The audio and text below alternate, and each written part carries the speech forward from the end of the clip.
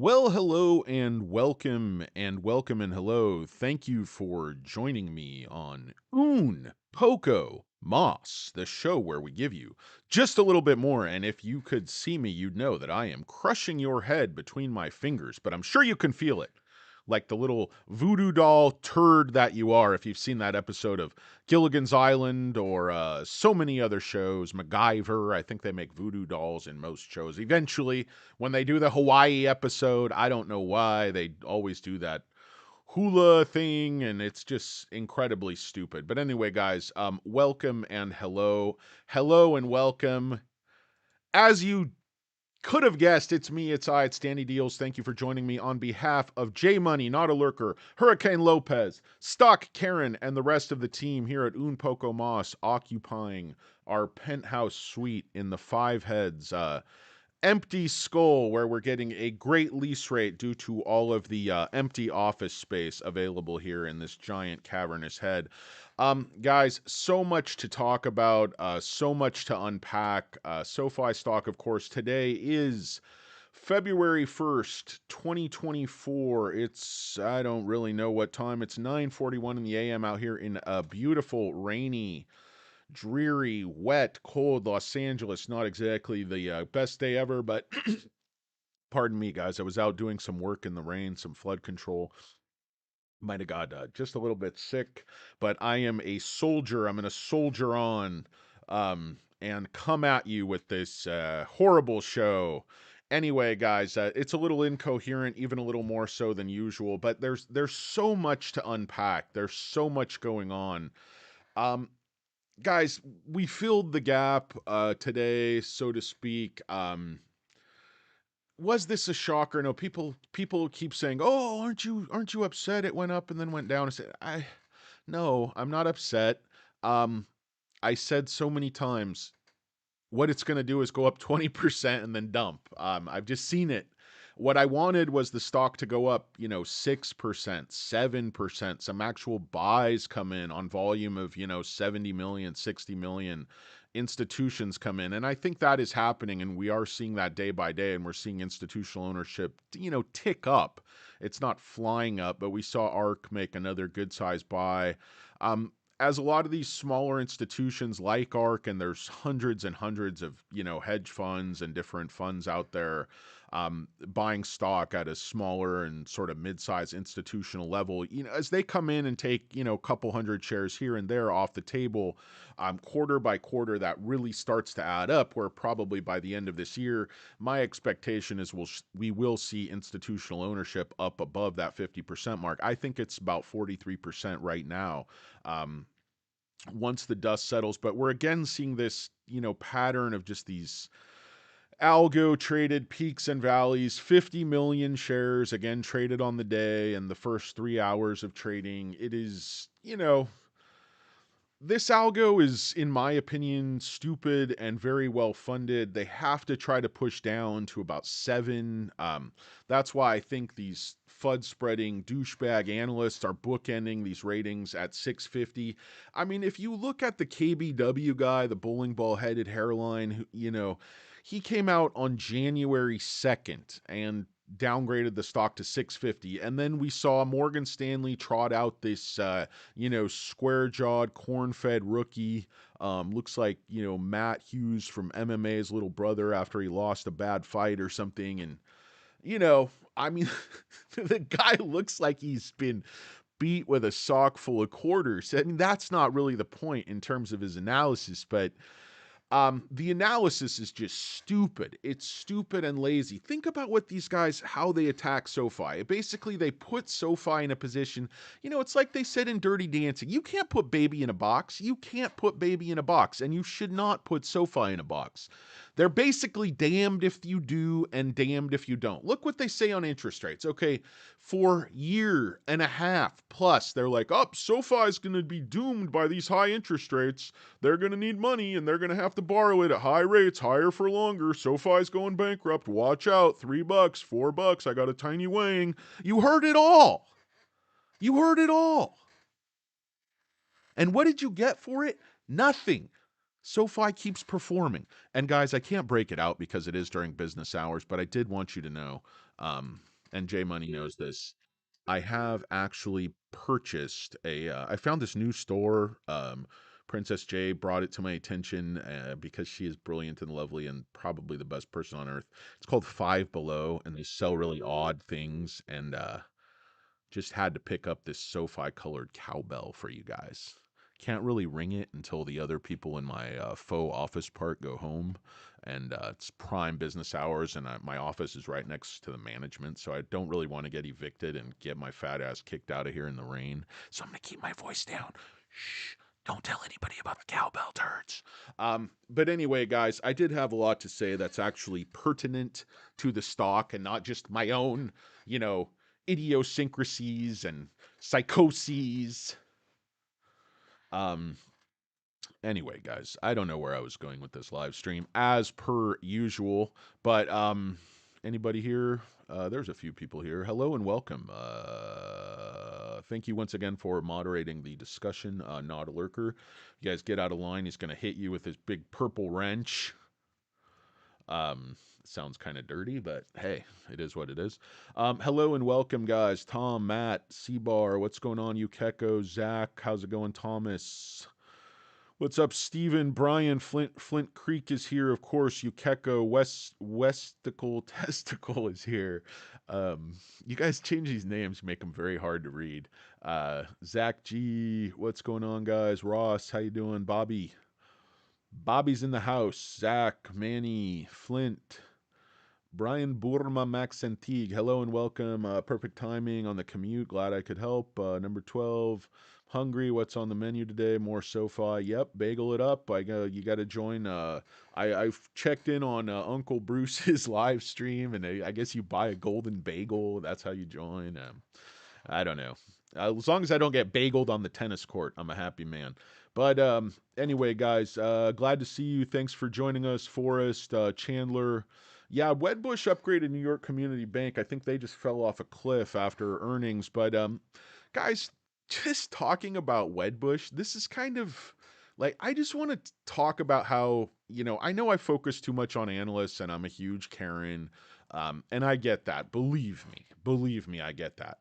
But just taking a look, guys, I just want you to look at something. I want you to understand this. I want to emphasize it.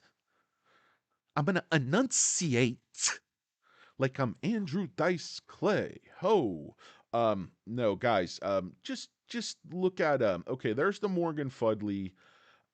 Guys. Where's that Wedbush call? This is just funny. Um, I don't remember where it is. Okay, here it is, guys. FY 2025. Okay, keep in mind, the Chia Pet still has a price target of $3 on the stock. So he anticipates the company will earn 30 cents per share, up from their previous estimate of 25 cents in 2025. Keep in mind, it's 2024 now. So I think he has they're going to make a nickel or something this year, and then he has that going up to 30 cents in 2025, and then he only has it going up another dime into 2026. How does that math make any sense to anyone? It's because as you go further out, it becomes more speculative. You can get away with a lot more. But I just think this guy at the end of the day sees the writing on the wall and doesn't want to look like such an incredible fool, even though his bosses or his, evil overlords have told these people what to go out and say, or they have some personal grudge, or they're just incapable of sort of seeing the forest for the trees. And they're like, well, the tech company is going to be worth zero because they're not going to get any of these contracts. They're not going to grow. Like, man, and management's saying, look, we're already making these relationships. We're already getting these new contracts. We have new customers coming online in the last 6 months that are going to provide the growth for the next year. They already know what's going on. They already have inked these deals. Is anybody listening to the calls? Is anybody listening to management? Hello? Is this thing on? Can you? I can't hear you. It's like the thing in, I won't do the joke that they did in Family Guy about the pep rally at the, deaf high school. Like, guy just keeps going, I can't hear you. Just like going nuts. He's like, I can't hear. Bad joke. I'm sorry. I like Family Guys. Unpolitically correct. But guys, management's telling you 55 to 80 cents in 2026. So they didn't, I don't think they guided for 2025. Maybe they did. You can infer kind of what it is by the estimates. But I have to go over everything, guys. I haven't had time.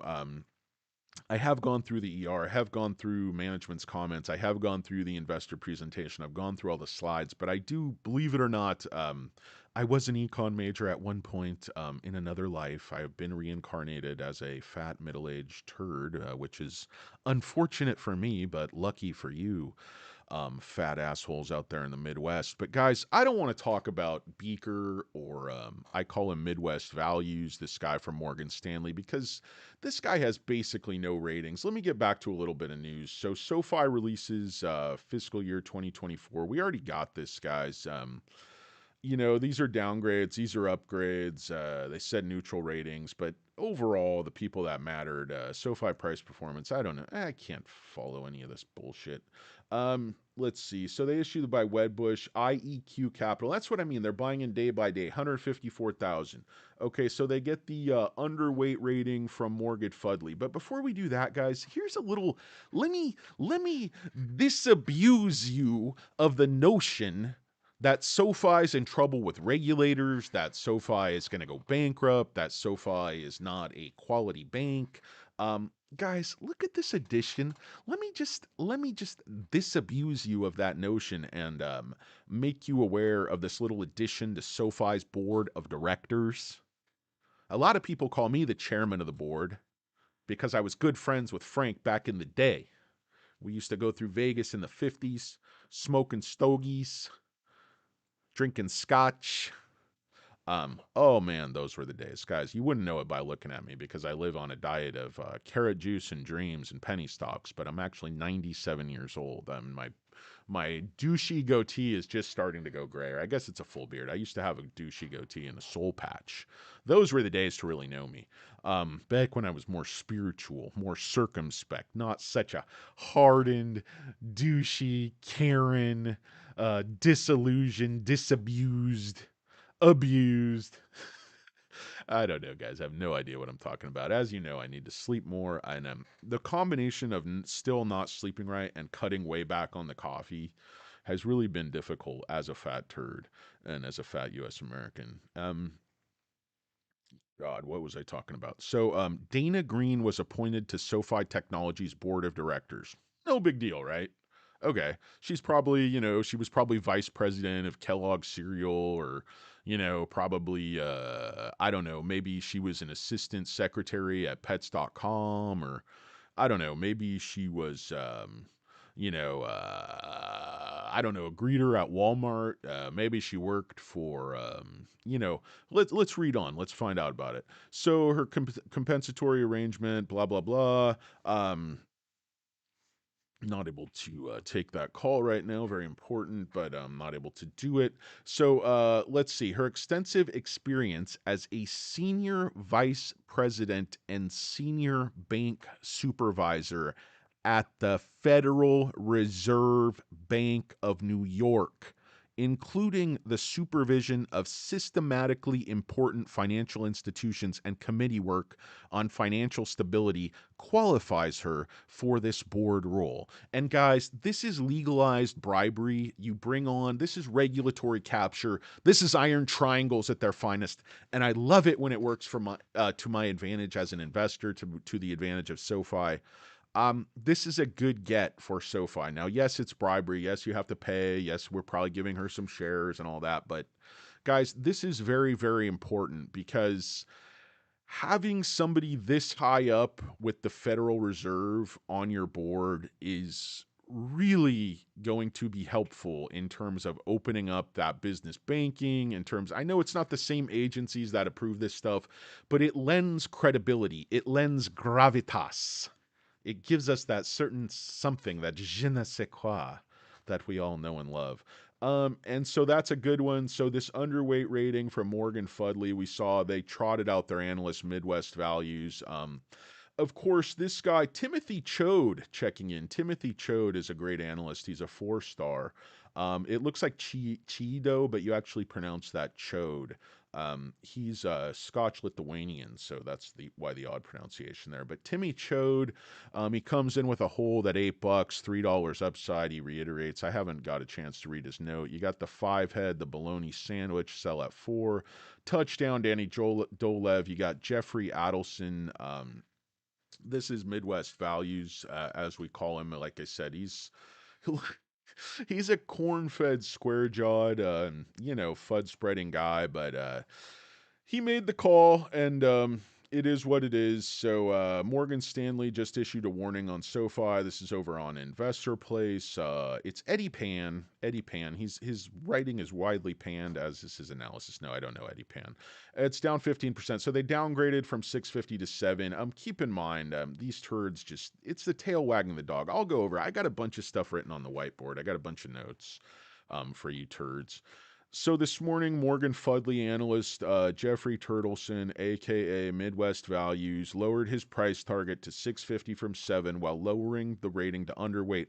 Who looks at this ER and lowers their target from 7 to 650? What a gutless turd of a call.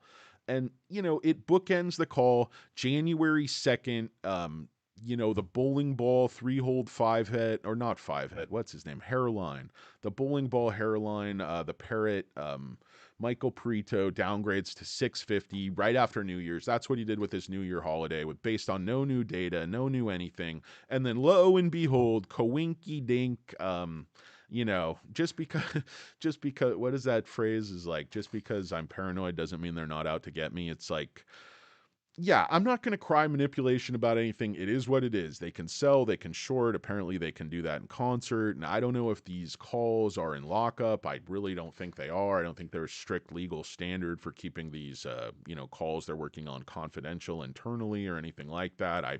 I could be wrong. There certainly should be, because while they're not insider information, material facts in that respect, they are certainly non-public information that is going to move the stock in terms of the short term. These look at what precipitated this giant fall in the stock. It was KBW call, just amplified to an insane degree by the bullshit media, the blogosphere, the talking turds, the turdosphere, the fat YouTube community, the fat white long-haired man bun YouTube community with cowbells on their desk. These are the type of turds that can amplify an idiotic message. Whether bullish or bearish, it does not particularly matter. But the point is that you get so much information out there, people are blinded, people start to believe it. And why that 650 number? And you get Midwest Values coming out now at 650, and his call is basically a word salad. It's like, okay, we're worried about lending. Most of their business is lending. What was everybody saying 5 minutes ago? SoFi's lending too much. We're worried about their balance sheet. They're overextended on loans. So SoFi says, okay, we're going to pull back and shift to much safer, much recurring technology financial services. These are things that can't default, like loans can default. So we're getting safer. We're shoring up our balance sheet, but we're not going to shrink. And then these asshats are like, okay, growth's going to go down to 15%. Why? They're only going to pull back on lending like 7-8%, and they're going to grow financial services and technology. They're saying 50%. They're like, oh, that's not going to happen. How are they in a position to know? What are they basing this analysis on? If they're going to move the market, shouldn't they have to show some math? Shouldn't they have to show some reasoning beyond this sort of illogical word salad, corn-fed, wrestler? I'm going to come at you with just this okay, so the analysts noted SoFi's 20% higher in October when they had they had a hold on the stock. It's just very, very weird. I understand, okay, the price is up a bit, and they're looking at the price to book value, which is fair, but they just grew the book value a lot last quarter, and they're going to grow the book value more. So he believes they're pricing in too much optimism on what they laid out for 2026, all while staring in the worsening top line. Okay, come on, guys. Willing suspension of disbelief here. They know SoFi sandbags, and even the street's calling for like 2.5. So, Morgan Fudley cuts to 650. Midwest values. Adelson believes that SoFi's medium-term outlook carries more downside risk than upside, despite revenue guidance between 20 and 25% until 20. And the way they sandbag, they read that 30%. Read between the lines. Dude, spread the cheeks, Midwest values, and just read between the lines. You blockhead. Charlie Brown looking motherfuckers. Anyway, no. I mean, guys, I'm just joking around, but these guys have the right to say whatever they want. They have the right to their opinion, but come on, guys. This guy's a fucking rookie. This guy's a total rook. I mean, yeah, he's 10. This isn't look, 18 ratings. That's not 18 stocks he covers. That's 18 total ratings for this guy personally.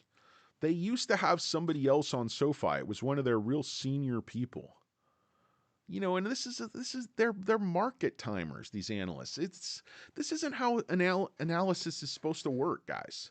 You don't just see the price go up and then just put a sell on the stock because you think the price is too high. You're supposed to do analysis of what you think the company's worth based upon what they're going to earn going forward and return to shareholders. I mean, this is ridiculous that people listen to this stuff, but they do. So they put a sell and then they're a hold, they're a hold back at 731 and then they're a sell now at, 783 or whatever it is. So it is what it is, guys. But Midwest Values is literally a rookie, has zero credibility in my book. He covers 4 stocks, SLM, Navy, and Bread Financial. He's got 2 sells and a hold and a buy. So it's just a hit job. I know there was a lady covering this for Morgan Fudley, who was one of their very senior people, had an excellent decades-long reputation. Perhaps she, retired and passed her baton or her ear of corn on to Midwest Values. And while he's not leading a Sunday school church group, he's over here just downgrading the SoFi stock, as is his right. He'll grapple with that on his own time. Oh, cool. Matt Flo gonna roll the PCH with your cholos. All right. Say hello to the cholos. Say hola. Say welcome and hello, guys. And by the way, guys, welcome and hello and hello and welcome. Thank you for tuning in to Un Poco Moss, the show where we give you just a little bit more. It's a beautiful, rainy, turdy day out here in Los Angeles. Hope it's a wonderful day wherever you are. Hopefully everyone has recovered from those storms last couple of weeks. Everybody doing well, staying safe out there. Bookend Tactile Asphincter says what? Great one, Bookend Tackles. What do you like, 2 years old? No, that's good. New York Giants fan nonetheless. Eli Manning, or as his friends and family call him, the Mongoloid. Bookend Tackles. How did that guy get those rings? How did he complete those passes? Eli Manning being like a Hall of Fame level quarterback is one of the great mysteries of the world to me. It makes less sense than this downgrade. What about Coop? Anybody think about the feelings of Cooper Manning? Dude, you know what? Midwest Values kind of looks like Peyton Manning. It's got the same forehead. I don't even know if this is actually the guy because on this, there's no picture. I just found some guy online on his LinkedIn and it's the same name and he works for Morgan Stanley. So I assume it's the same guy. May not even be the same guy. This scrunch-faced, forehead, boulder head, lockhead beaker might not even be the gentleman. Might be a different Jeffrey Adelson. I'm not really sure. Czechia. Where the hell's Czechia? Czechia. Eli Kenning as an ant farm. J Mac in the house. What's up, guys? How's it going, J Mac? What's going on, my friend? 2A Allen. What's up? What's going on, 2A Allen? Double A. Bookend Tackles. Yes. Clay 180. My only Ricky. Yeah, I mean, guys, I know it can go lower. I know people are like, oh, don't you feel stupid? Guys, my average, at least on my SoFi account where I have, I think about almost 20,000 shares just in that account, is 569. And I've made a ton of money on options. I've lost a little bit here and there too, but on balance, I am up so much money on SoFi, I can't even tell you. More money than most of you fucking turds will ever see in your lifetime. But that's not really the point, guys. I'm not here to like brag about my account or the stocks I've 10x'd. You know what? I'm going to sell you assholes a course. How about that? The price is just listen. The price is don't be a dickhead. Um, if you want to punish the shorts and you want to make money, I will give you all the steps you have to use to 50% X the stock. I mean, half X, whatever you want to call it. Go up 50%. Okay, here it is. Write this down, assholes. I mean, turds. I'm sorry. I don't mean to curse at you guys. I apologize. Beg a thousand pardons. Oh, it's me. I love that dude, that options guy. What's his name with the curly hair? Felix. Something might happen. Ah. Ah. Oh boy. Anyway, yeah, and I also caught Uncle Bert. Some of these YouTubers are hilarious. I'm gonna do a one-man show just doing imitations of all these YouTubers. Like, I think you're really gonna like what I have for you. Like, no, no, I'm not. I'm absolutely not gonna like it. I'm gonna take it, but I'm not gonna like it.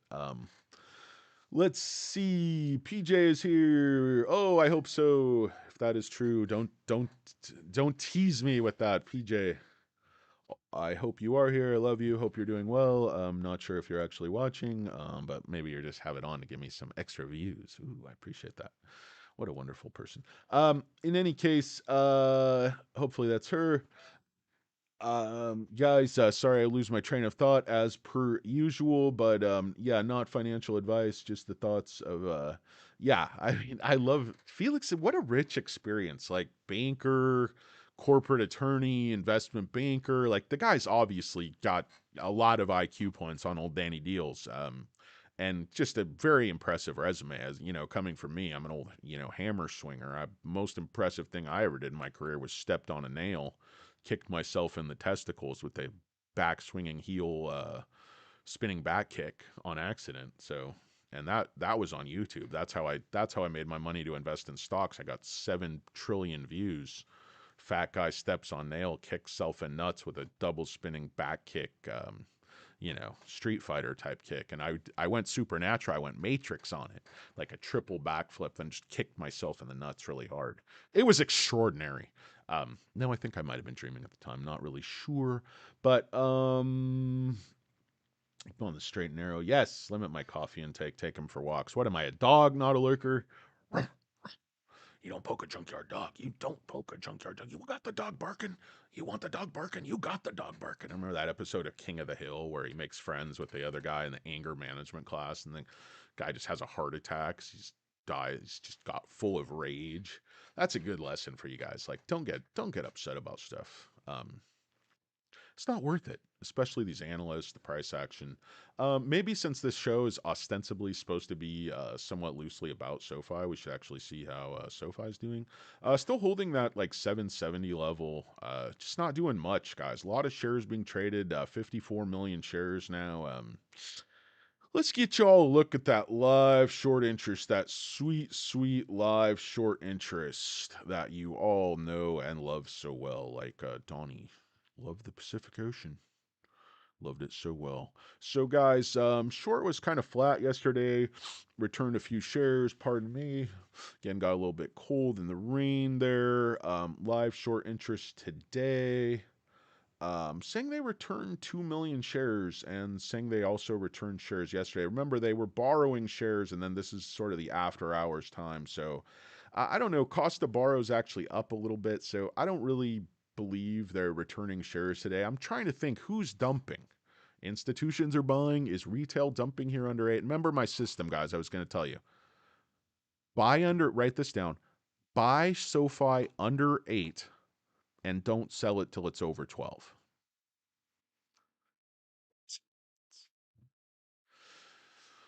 Won't get stupid rich, but you'll make 50%. And you're like, how do you know it's going to go to 12? Well, I can do math. I can see the trend. I can see the writing on the wall. I can see their business model. I can see what they do. I can listen to management. I can hear what they're telling me about what's going on internally at Galileo and what to expect. And then I can use my own logic and my own brain because, while I'm no Felix and Friends, I'm not an idiot. And I can say, how does it benefit management to tell me that tech's going to grow 50% and all these things are going on at tech and all these RFPs are looking good if that's not the case? What do they want to do? Crash the stock, destroy the stock, bankrupt the stock, do a reverse split, make it a penny stock? I don't think so. Does management have a history of over-promising and under-delivering, or quite the opposite? Use logic, guys. These FUD-spreading turds make up and spread lies, illogical word salad soup. Too many loans, too few loans. Higher for longer is going to hurt SoFi. And then what happened? The Fed came out and, everybody thought the Fed was going to be dovish there for a minute. So what do? They trot out the parrot. They trot out the fucking bowling ball-headed parrot. And he says, wait a minute, rates coming down are actually bad for SoFi. Because they thought that was going to happen that second. That was the flavor of the month. Did it make sense that they flipped like that? No, but nothing they do makes sense. And also, they never use any numbers. They never look at the ER. Listen to their calls. They're like, this might happen later. We don't think management can hit their guidance. They don't tell you management's done it every quarter for the 10 quarters they've been public. They sure as hell don't look at this. They don't look at the EBITDA. They don't look at the incremental EBITDA margins. They don't look at how, over a period of quarters, that's flowing down to the bottom line. They don't look at the difference between EBITDA and GAAP and what's in there, which is just amortization and stock-based compensation. And that dilution is accounted for in the share count. It's not that surprising. Stock-based compensation is coming down as a percentage of revenue. And the management team and executive team that they've assembled there are clearly worth it and are doing the job and are up to the task. And, all the FUD's not really landing, guys. You see the 650 call by the bowling ball-headed parrot January 2nd. You bookend the month, exactly the end of the month. You see Midwest Values come out and change his call to 650 because he's an independent thinker. And he has a granite boulder for a head. What do you want me to tell you, guys? Hello and welcome. Welcome and hello, hello and welcome. Thank you for tuning in to Un Poco Mas. My name is Danny Deals, and getting back to this Morgan Fudley call. Sorry I'm jumping all over the place, guys. My brain don't work so good. My brain don't work so good. I fell down the stairs and my shoes fell off. Oh, I hate that. Got a reading from Tarbosh, the Egyptian magician. He said things don't look good for my finances. But anyway, guys, so past 2024, Adelson believes that SoFi's medium-term outlook carries more downside risk than upside risk. Ooh, despite revenue guidance between 20 and 25% until 2026. And if you look at even the Chia Pets guidance for 2025, 30 cents ain't half bad. And he's got the stock at $3. So he's guiding for really nice increase in 2025, and yet he thinks the entire market cap of the company is this year's sales. Like, how does it make any sense?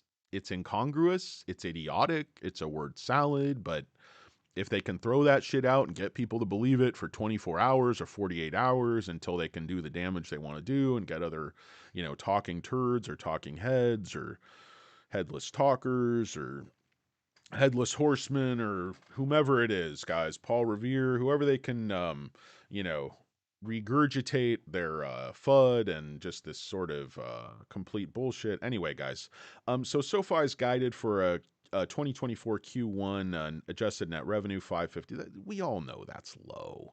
Come on, and lending revenue is going to fall between 5 and 8, which probably means it'll actually be flat. If that, maybe go up a little bit. Still, we walked away from Q4 2023 earnings with a more negative outlook on lending, or the largest part of SoFi's business. And remember, all the bear turd analysts have been saying lending is too much of SoFi's business. There's too much risk with the loan book. So when SoFi moves to address that, and Midwest Values does not go into the fact that they sold loans at favorable terms and they wrote up the loan book better value. Yes, their charge-offs, the delinquency rates inched up from like 4.6 in Q3 to 4.8, but considering the higher for longer is not going to hang around. I mean, yes, the Fed said they're probably not going to cut in March. Do I believe that? We'll see what the data says month by month, but probably at worst they're going to cut in the summer.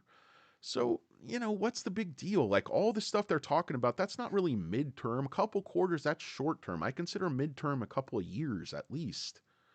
Um, but if you're a short wing turd who's willing to come out and do the bidding of, the corner office types who say, listen, Rook, I know you don't cover this. I know you don't really know what you're talking about. But and I saw the guy's, his name was on some research paper, and he's a very smart guy. I'm sure I read his resume. I'm sure he's actually a very nice guy. It's just his opinion. He's entitled to it. The this is for effect, guys. It's hyperbole comedy, but as investors who have been put through the ringer on this stock and probably beat up worse than we deserve, it's just letting off a little bit of steam. But these guys, they have the right to make whatever calls they want, freedom of speech. I just don't think they should be able. I think it should be kept confidential, like a material fact, because it certainly is something that moves the market. So it shouldn't be able to coordinate these things like trading. And then you should look at things like is Morgan Fudley short the stock in any form with options? They don't disclose any of that. Like what are their firm's positions? I know they're long the stock, but I would guess they're long short. I know I can look it up on Fintel and stuff, but I'm not supposed to log in there and with someone else's account, an associate, a trusted associate. In any case, guys, Higher Highs is here, Alberto's here, Hockey Rink is here. Do not like and subscribe. Stock Market Reform, Klaus Bohm is here. What's going on, guys? Hoodie's here, Maria's here. Welcome and hello, guys. Welcome and hello. Maria's here often. Thank you, Maria. Thank you for joining us. Yet again, Loop Bloke, the longer they suppress the stock, the larger the thrust. Hey, man, as they say, you can't drive a railroad spike with a tack hammer. That's something fat guys like to say. Anyway, guys, that's neither here nor there, neither to nor fro, neither hither nor yon, neither relevant, funny, important, topical, timely, or useful for most of you turds. But what do I care, guys? I'm mostly here to amuse myself and talk myself out so I do not drive Princess J absolutely crazy and give her that temptation to hit me with the wok while I'm preparing our delicious vegetables. As Not a Lurker can attest, we are trying to get on a health kick. Um, as our nutrition coach, life coach, and moderator, Jay Money, is doing his best to guide us in the right direction. But time will tell if you could teach this old dog, Danny Deals, any new tricks, or if his pronouns of double bacon cheeseburger will win the day. No fries, though. No fries. Just give me another cheeseburger. Dos hamburguesas, por favor, as we say in Mexico or the old country. And guys, sorry my chair is squeaking so much. I'm pivoting around a lot. And I have a huge fat deuce deuce. My deuce deuce is on the loose. The caboose is loose, guys. Hello and welcome. Welcome and hello. So Morgan Fudley saw the earnings report where they made record EBITDA, they made record revenue, saw growth in tech, and they just came out with a negative outlook. You know, that's how they walked away. So it could fall by more than the consensus estimate. So Midwest Values ate 12 ears of corn, wrote up that little ditty, and trotted it on out. So I don't know. Somewhere Beaker's missing his twin. Somewhere, Half Dome needs the other half back, and it came to this guy's head. I don't know. But he's grappling with facts. He's grappling with his conscience. And, what else? I don't see news about their new board member. Yeah, they wouldn't put that out. I mean, SoFi's new board member was high up in the New York Federal Reserve Bank. To me, that's quite a bit more important than Midwest Values choking on an ear of corn and regurgitating some pile of dog shit that he put on a piece of paper and called his analysis. But whatever. Like, okay, you think the stock's worth 650? That's your right. That's your right as an Iowa wrestling champion, went to the big city, went to Cornell, worked for, da da da. So the guy's fucking smarter than me. I don't know. Maybe there's just a huge bear case I'm not seeing. Maybe there's huge risks I'm not seeing. But guys, sorry, I got to go to the phony tail. My apologies. Ugh, hair. I'm just fucking sick of myself. The hair, the beard, the glasses, my big fat head, my stocks, my office, my squeaking chair. Cutes and Princess Jazz still like, though. So those are my bright spots. Some of you guys are okay. I hate most of you. Let's see. Uh-oh. It's my conscience. Um, my conscience is texting and saying I've been going for 40 minutes. Are you fucking serious? Jesus, I thought I'd been going like 15 minutes, guys. Like I told you, my brain don't work so good because my boss pushed me down the stairs and my shoes fell off and my head was all bashed apart.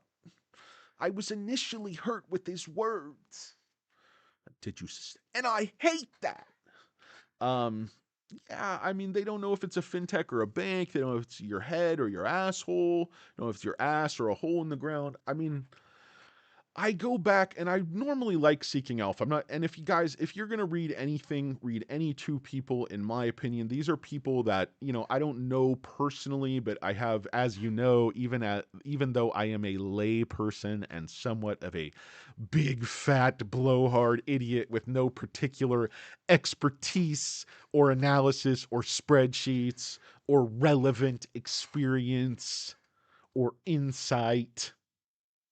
Um, but I have been on SoFi Weekly with big Steve Areno, who is always the smartest guy in the room. He has big glasses, a la Bobby D at the end of Casino. He's like, of course, they always kept him around. Why? Because he always made money. Like, this guy is data. This guy goes through, monitors 25 financial institutions at all times, writes articles. So, you know, if you're going to read anybody, I would read him or Data Driven Investing, who, is Chris, or, as I know him from our experience on the Bering Sea when we were both on Deadliest Catch.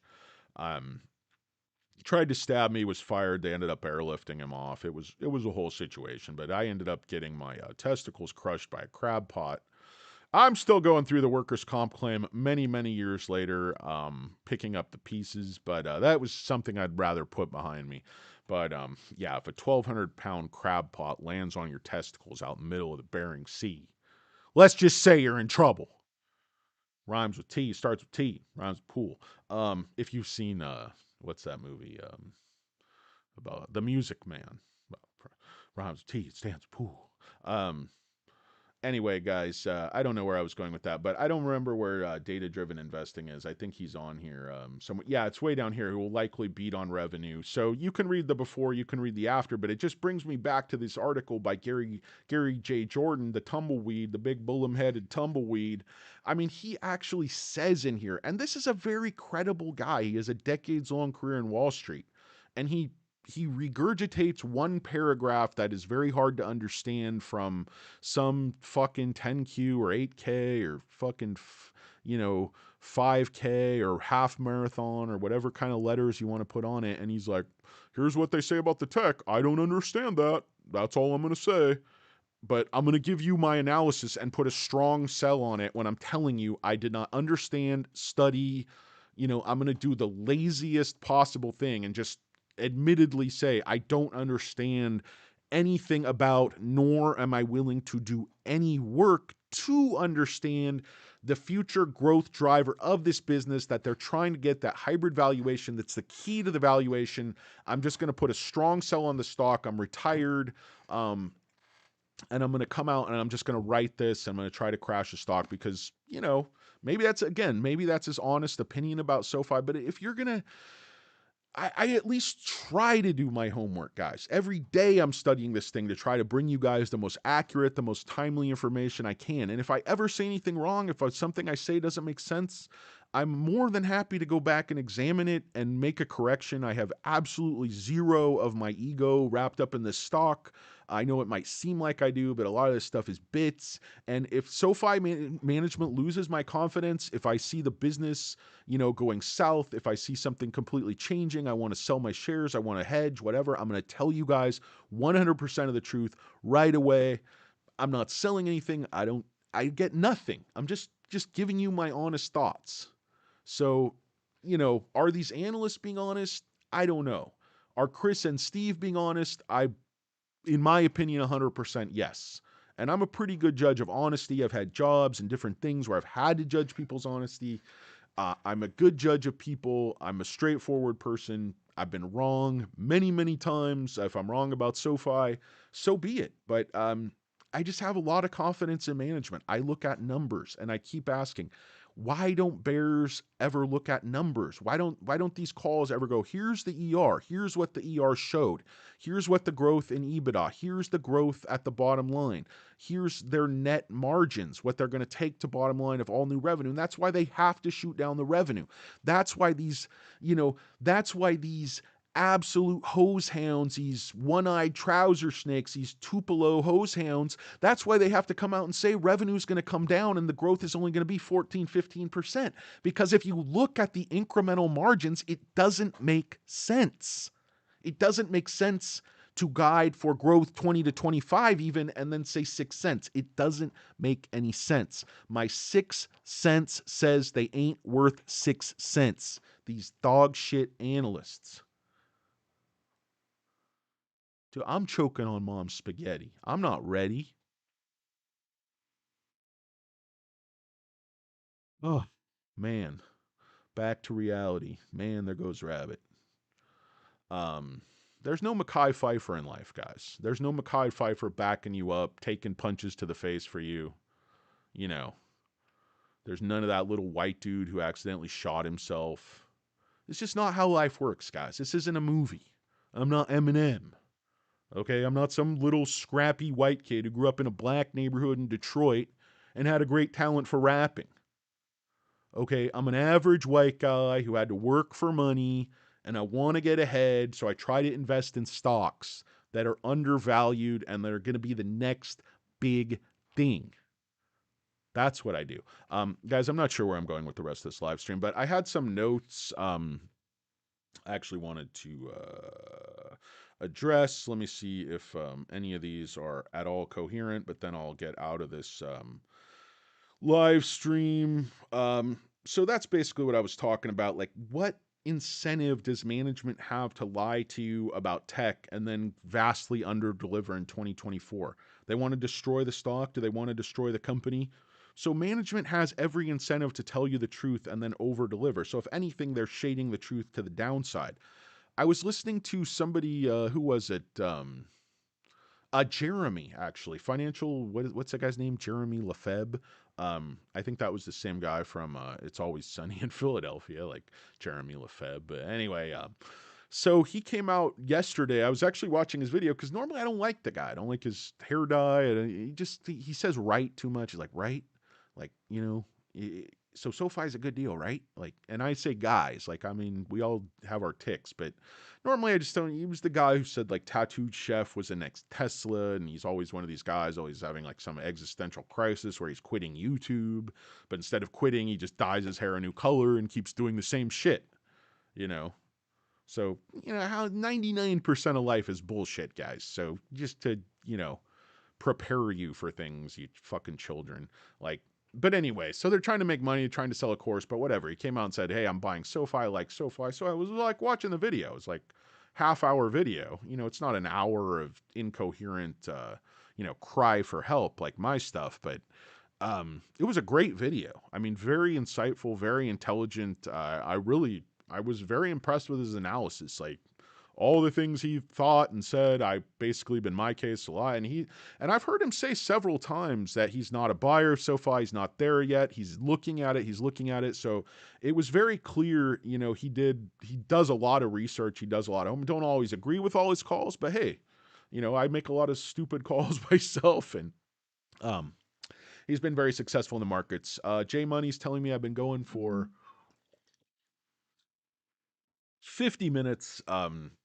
Having a tendency to lose my voice. Yeah, he gets a ton of views, Klaus. Brian, he's a guy, look up Jeremy Lefebvre, or his YouTube channel, I think is called Jeremy Lefebvre Makes Money. But if you just look at like, you just Google like Jeremy YouTube stock guy, he'll come right up. He's a very well-known guy. He presently has his hair dyed like grayish blonde. He changes his hair color. If he loses money on a stock, he's like, fuck it, I'm gonna dye my hair, I'm gonna buy a Lambo, go on vacation, whatever. Fuck you guys. Buy my course. Mic drop. Like, hey, good for you, Jeremy. Live your best life, brother.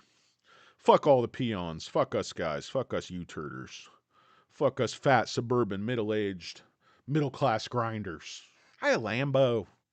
Speed down Mulholland. Take a trip. Sell a course. Do what you got to do.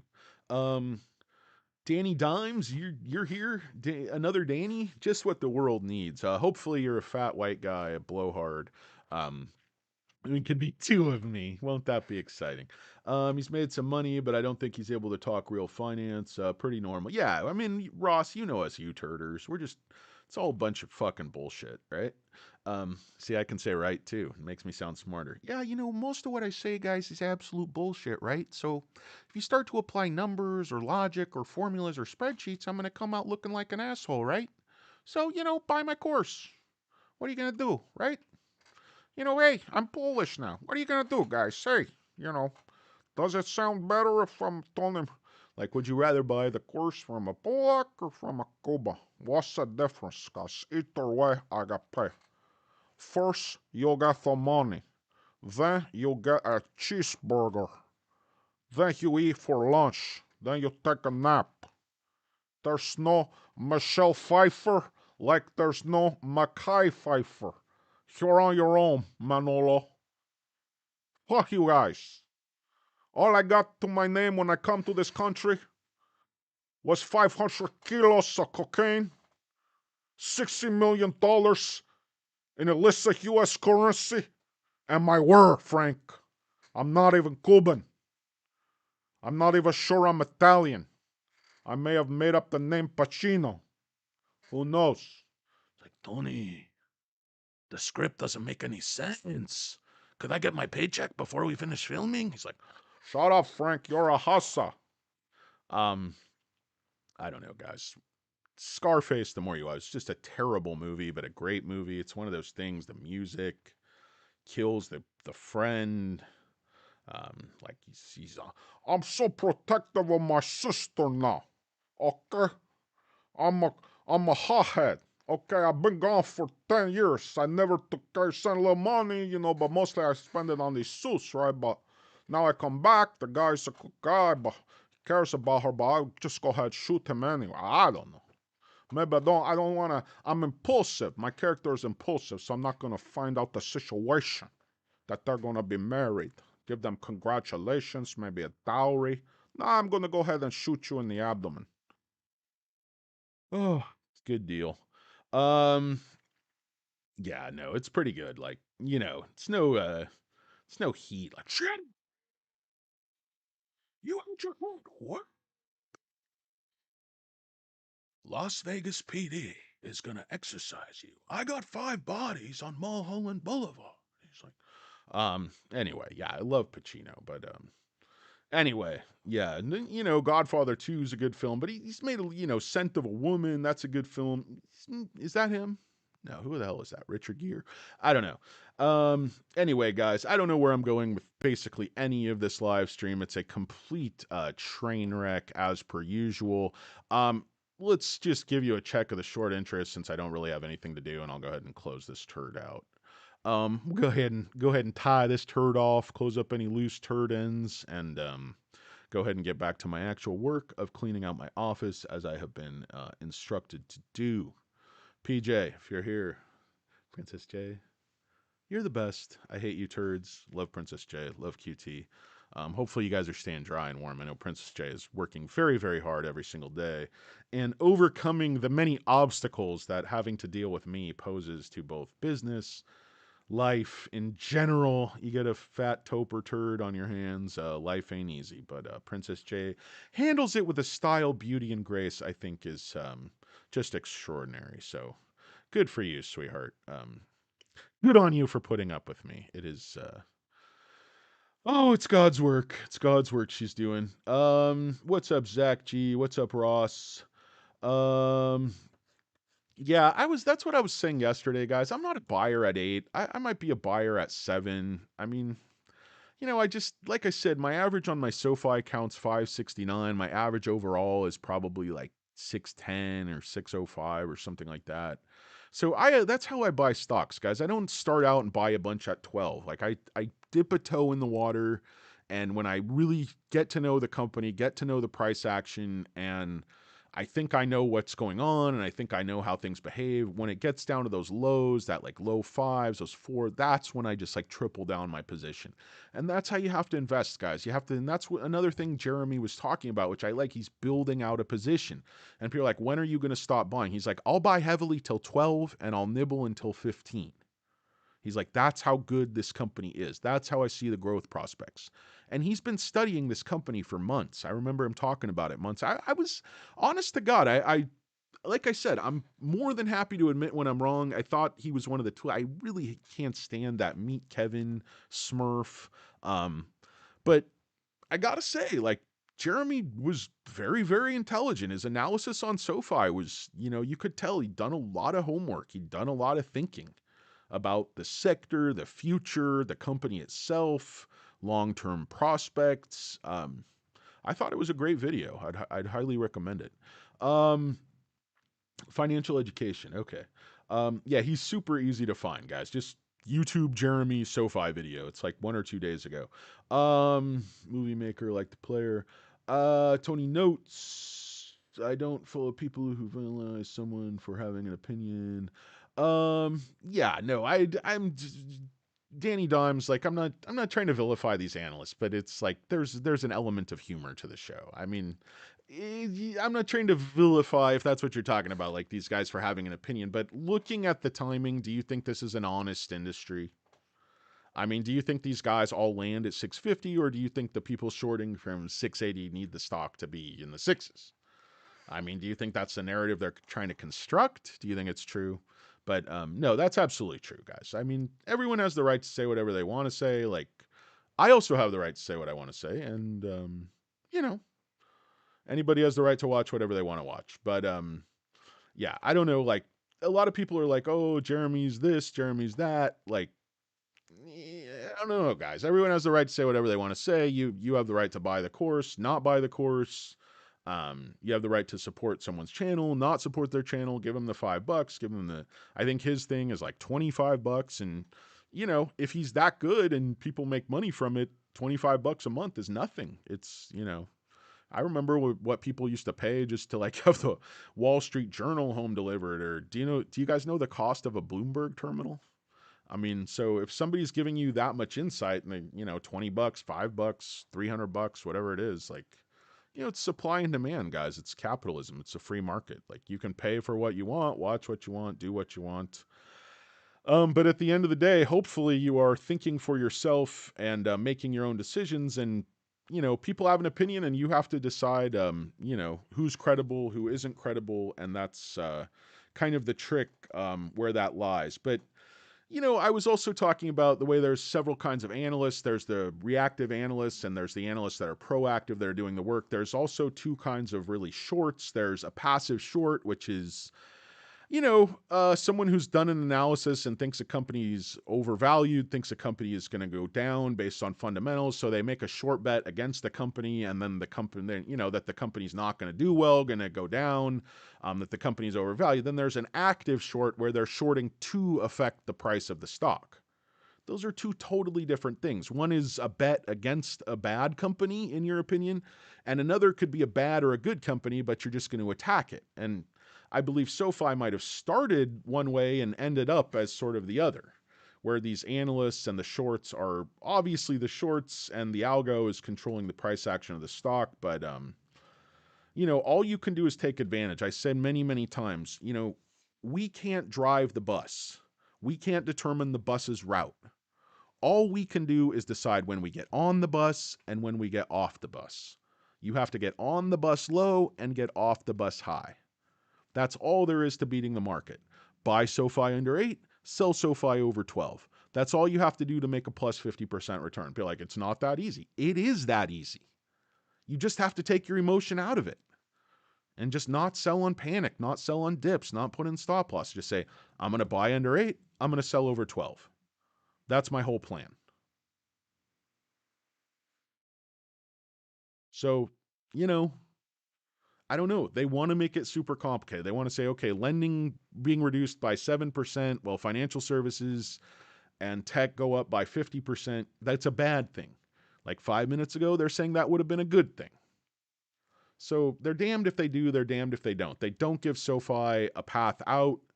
Um, whatever SoFi does, these analysts, these FUD spreading analysts, that's what I mean by tail wagging the dog. I mean, the guy from Oppenheimer, the chipmunk, Dominic, I think, he's explicitly said as much. He's like, "Oh, the price action's getting too hot. I want to hit the brakes. I want to pump the brakes." That's it. Like the job of his calls is to change the price action of the stock. He's explicitly saying it, that he's reacting to the price action. He's not analyzing the company. He's a swing trader, basically. That's what some of these analysts function as. It's like a swing trader. I mean, if you look at these calls, like sell the top, sell the top. Okay, I mean, yeah, when it spikes, put a sell. That's not any type of, genius. And you look back at some of these other guys, I mean, how incoherent is the Chia Pet? I mean, I don't know about Timothy Chode, the bologna sandwich, Morgan Stanley, James Fotheringham back at 9, Terry Ma at 10. Remember 10, Barclays, Terry, that's 30% upside from these levels, guys. And I think these are relatively bearish analysts. If you look at the Chia Pet, like I said, and he kind of signifies like it's easy to pick on the guy, but he's entitled to his opinion too. I mean, I know he's an intelligent guy. I've heard him. I've seen his resume. He has a lot of experience in the industry. Wedbush is a real deal. It's not some like cheesy, bullshit online thing like Stockmaster or, one of these power traders. My team and I have done an analysis. But remember, guys, I mean, this guy was a hold. They were a buy on SoFi all the way back, all the way through 2022. They were a buy all the way back here over $12. And then, okay, May, they decided, okay, we're a hold. And then this is like high interest rates. They're going to default. They're going to have all these problems with their balance sheet. None of that stuff materialized through 2023. And they had a great ER Q4, I thought. I think they had a very solid 2023. But just remember, so the same guy's telling you SoFi stock in 2022 is a buy at 12. Now he's telling you the stock is worth $3, but he's telling you they're going to make 30 cents in 2025. I mean, $3 this year's sales, it's like going concern price, bankruptcy risk price, you know, flubber salesman price. You're trying to get a cure for cancer and your trial failed price. Like these types of price. It's not a rapidly growing bank. And I mean, I think Jeremy had a good description. It's just a very rapidly growing bank with a great business model with this tech side as a bonus. We don't know exactly how it's going to turn out, but right now, all signals are good. Should we buy more? Yeah, I mean, Chuck U. Farley, like, yeah, I mean, I it's that's up to you. I can't tell you when to sell a stock. I'm not saying sell it at 12. I'm just saying if you want a plan to make, in my opinion, almost surefire 50%. I can't tell you how long it's going to take to get to 12, but I am very confident it will eventually touch 12 again.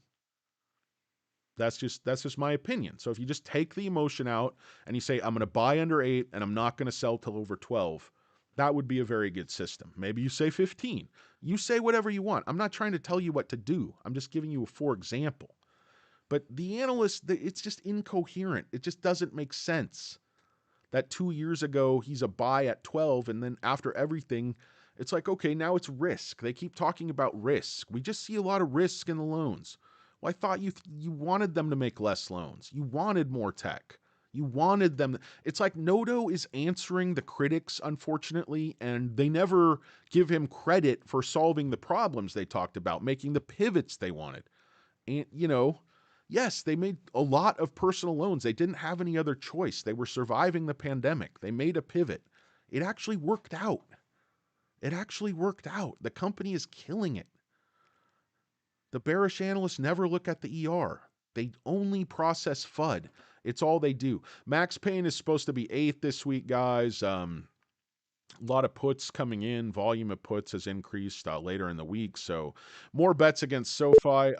In terms of volume, guys, This is quite interesting because the volume has just basically been through the roof. Um, yeah, exactly, Klaus. You could sell at 25 with Nodo, you could sell at 45 with Nodo, but okay, so we saw that 286 million and then 119 million, 110 million, and then today, guys, we're at 58 million shares traded and the stock pushing up. But the volume, the algo, the shorts, whatever you want to call it, the market makers clearly in control. And they will be. It looks like we could be looking at, I don't know, another 80 million share day plus. I don't know exactly what's going to happen. But anyway, guys, I got to sign off. I got work to do, things to do, people to see. Um, but it's a SOFI stock, guys. Ticker symbol SOFI, Midwest values, downgrades to 650. That bookends the 650 turds. Meanwhile, hedge funds, institutions continue to buy the stock. SOFI has given weak guidance for 2024, gave exceptionally, I think, very strong guidance for 2026. So you have to read between the lines. You have to do the math. They want to upgrade that guidance. They want to beat. So they're going to sandbag. The analysts pretend not to know that, but they're at 6 cents. So, SoFi's still telling you they're going to beat guidance, but, these analysts, they just don't want to hear it. I think they're told what prices to put. I don't think they all arrive at 650 independently. But, again, as you note, people are entitled to their opinion. My opinion is certainly not any more valid than anyone else's. I think this is a $13, $14 stock right now. And I think 20 to 25% top line growth is very conservative. I don't see any reason, we can't grow the top line at least 25% this year. And it's like, okay, yeah, top line growth is slowing from the 50 to 60% rates we enjoyed several years ago. But when you're less than $1 billion in sales, you're going to have the capability to grow a lot faster. You're just bringing all these products online. So the banks, the jabs, just the banks, the jabs, no other jabs are growing at 30, 35, even 25%. Jabs are shrinking. Like jabs are losing deposits. SoFi is not a jab. SoFi is a really, really good company. Anyway, guys, Freddie Lafitte, yeah, SoFi really impressed with their guidance. Yeah, sorry, Danny Dimes. I don't know. I don't know, man. If you don't like the stream or the channel, I go do something else, brother. I don't know. But yeah, I go on forever. I know. I've been trying to work on that and obviously not successfully. But guys, I hope you have a great day. It's a SoFi stock for the five head, the parrot, Midwest values, the Chia Pet, Not a Lurker, J Money, Princess J, Danny Deals, Danny Dimes. Sorry for making you watch that for so long, Danny Dimes. But yeah, I'm an acquired taste, and often it's not even acquired. You're just like, what the fuck am I watching? I can't get off this train wreck. But anyway, guys, it's the SoFi stock. You're right, dude. Ass face. Ticker symbol. Thanks, Danny Dimes. I appreciate it, brother. But yeah, I definitely take your point. I want to shorten it up. And to that end, guys, it's un poco mas. Appreciate you watching. My name's Danny Deals. It's Thursday, February 1st, sometime during market hours. I don't know. I don't really fucking care. You guys have a great day. Don't care what you go, but you can't stay here.